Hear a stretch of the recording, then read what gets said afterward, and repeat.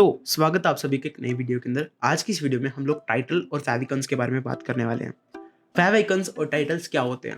Basically अगर मैं आप लोगों को कोड बेस के अंदर दिखाऊं तो टाइटल बेसिकली हमारा ये होता है। यहाँ पे हम लोग टाइटल को डिफाइन करते हैं। टाइटल कहाँ पे डिफाइन होता है? हेड टैग के अंदर हम लोग टाइटल को डिफाइन करते हैं। अब जो ये हेड टैग होता है इसके अंदर हमारी जो भी बेसिकली हमारे डॉक्यूमेंट्स के बाहर की इंफॉर्मेशन है वो सारी चीजें यहाँ पे स्टोर होती है। जैसे कि जो डॉक्यूमेंट है हमारे पास वो ये है, ये पूरा का पूरा जो भी वेब पेज है वो सारा एक डॉक्यूमेंट कहलाता है।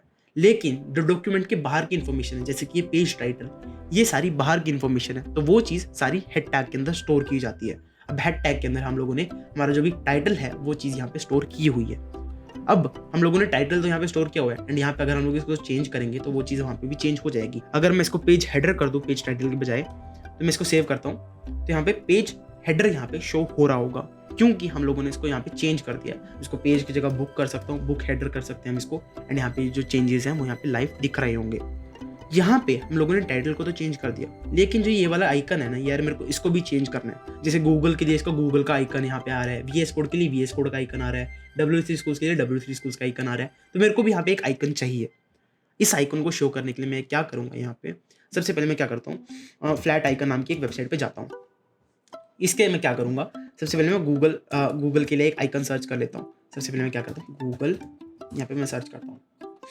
तो मैंने यहाँ पे गूगल सर्च किया एंड यहाँ पे गूगल का एक आइकन मेरे पास यहाँ पे आ गया। मैं इसको डाउनलोड कर लेता हूँ। डाउनलोड करने से क्या होगा, अब मैं चाहता हूँ कि जो ये गूगल का आइकन मैंने यहाँ पे डाउनलोड किया है वो चीज़ यहाँ पे शो हो। उसको शो करने के लिए मैं क्या करूँगा, मैंने डाउनलोड तो कर लिया उसको, ये छपरी 2 फोल्डर्स हम लोग डिलीट कर सकते हैं, लेकिन रखते हैं यार। यहाँ पे हम लोग क्या करते हैं, डाउनलोड्स के अंदर जाएंगे एंड गूगल का जो भी हम लोगों ने लोगो उठाया था उसको हम लोग यहाँ पे इंपोर्ट कर लेंगे। उसको इंपोर्ट करने के लिए क्या करना होता है, ड्रैग एंड ड्रॉप कर दो एंड आप लोगों का इंपोर्ट हो जाएगा।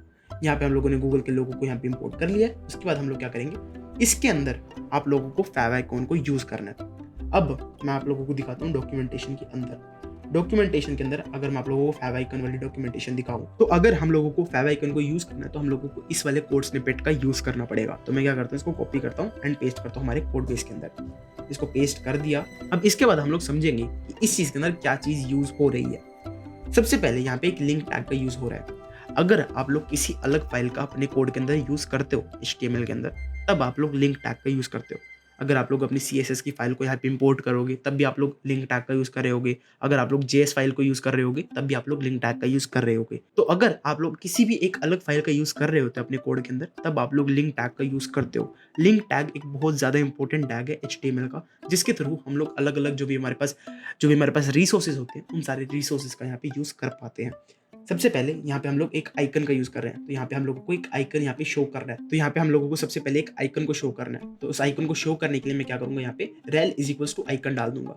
तो रेल का मतलब क्या हुआ, अगर मैं इसको रेल पे क्लिक करूँ तो attribute means a relationship of the link document to the current document. तो यहाँ पे आप लोगों को डेफिनेशन देखने को मिल रही है VS कोड की तरफ से। तो इस डेफिनेशन का मतलब क्या है, आप लोगों ने बेसिकली जो भी एक डॉक्यूमेंट को यहाँ पे आप लोग लिंक कर रहे हो उसकी सिग्निफिकेंस क्या है, आप लोग उसको क्यों यूज कर रहे हो। आप लोग एक आइकन है तो उसको आइकन डाल सकते हो आप लोग, अगर वो एक CSS फाइल है तो आप लोग यहाँ पे CSS फाइल डाल सकते हो। ये सारी चीजें आप लोगों को रिलेशन के अंदर डिफाइन करनी पड़ती है। तो आप लोगों को यहाँ पे रेल के थ्रू आप लोगों को रिलेशनशिप डिफाइन करनी है कि ये डॉक्यूमेंट क्या काम करता है। आप लोग कोई भी एक डॉक्यूमेंट उठा के यहाँ पे यूज नहीं कर सकते, आप लोगों को एक रिलेशनशिप यहाँ पे डिफाइन करनी पड़ेगी। उसके बाद हमारे पास होता है टाइप वाला एट्रीब्यूट। अब इस एट्रीब्यूट का मतलब क्या है, this attribute is used to define the type of the content link to. अब आप लोगों को अपने कंटेंट का टाइप बताना है। बेसिकली अगर आप लोगों को फेविकॉन यूज करना है तब आप लोगों को X आइकन नाम के इस टाइप को यूज करना पड़ता है, जो कि इमेज के अंदर होता है। image/X आइकन आप लोग यूज करोगे तो आप लोग फेविकॉन को डिफाइन कर सकते हो। उसके बाद हम लोगों को href को डिफाइन करना है। href को हम लोगों ने लिंक्स के अंदर भी यूज किया था। href के अंदर बेसिकली हम लोग यहाँ पे क्या करेंगे, हम लोग पाथ डिफाइन करेंगे। जैसे कि हम लोगों ने इमेजेस के अंदर यहाँ पे SRC डिफाइन किया था ना, यहाँ पे कि हम लोगों ने जिस फोल्डर के अंदर हमारा जो भी फेविकॉन पड़ा है वो चीज़ हम लोगों ने यहाँ पे डिफाइन की थी, वैसे ही हम लोग यहाँ पे उस चीज़ को डिफाइन करेंगे। तो बेसिकली अभी मेरे करंट फोल्डर के अंदर ही search.png नाम का इमेज पड़ा है। मैं क्या करूँगा, इसको search.png को यहाँ से सीधा इंपोर्ट कर लूँगा, search.png में यहाँ पे डालूंगा एंड सेव कर दूंगा, जिसके थ्रू जो भी मेरा फेविकॉन है वो यहाँ पे यूज हो जाएगा। तो अगर मैं अपनी वेबसाइट के ऊपर जाऊँ तो आप लोग देख पा रहे होंगे कि यहाँ पे मैं गूगल का लोगो यूज कर रहा हूँ। यहाँ पे पहले एक वेब का लोगो आ रहा था, लेकिन अभी यहाँ पे एक गूगल का लोगो शो हो रहा है। तो अगर आप लोगों को फेविकॉन को यूज करना है, आप लोगों को फेविकॉन को डिफाइन करना है, तब आप लोगों को इस वाले स्निपेट का पता होना चाहिए। आप लोगों को पता होना चाहिए कि आप लोगों को फेविकॉन कैसे डिफाइन करना है। अभी मैंने यहाँ पे कोई भी एक इमेज उठा के डाल दिया है। अगर आप लोगों के पास खुद की वेबसाइट का लोगो है तो वो चीज़ आप लोग यहाँ पे डाल सकते हो। यहाँ पे आप लोग यूट्यूब का लोगो डाल के देख सकते हो। आप लोग बेसिकली यहाँ पे से कोई भी एक लोगो को डाउनलोड करके उस लोगो को यहाँ पे डाल सकते हो। मैं गूगल मीट का लोगो भी यहाँ पे डाल सकता हूँ। अगर मैं उसको डाउनलोड करके आप लोगों को दिखाऊँ तो बेसिकली यहाँ पे मैंने मीट का लोगो डाउनलोड कर लिया। उसके मैं इसको इंपोर्ट कर लेता हूँ। मैं मीट के लोगो को यहाँ पे इंपोर्ट कर लूँगा एंड यहाँ पे इसके पाथ को चेंज करके मैं बेसिकली यहाँ पे सिर्फ मीट कर दूंगा। तो मीट यहाँ पे मैंने करा एंड उसके बाद इसको सेव कर दूंगा।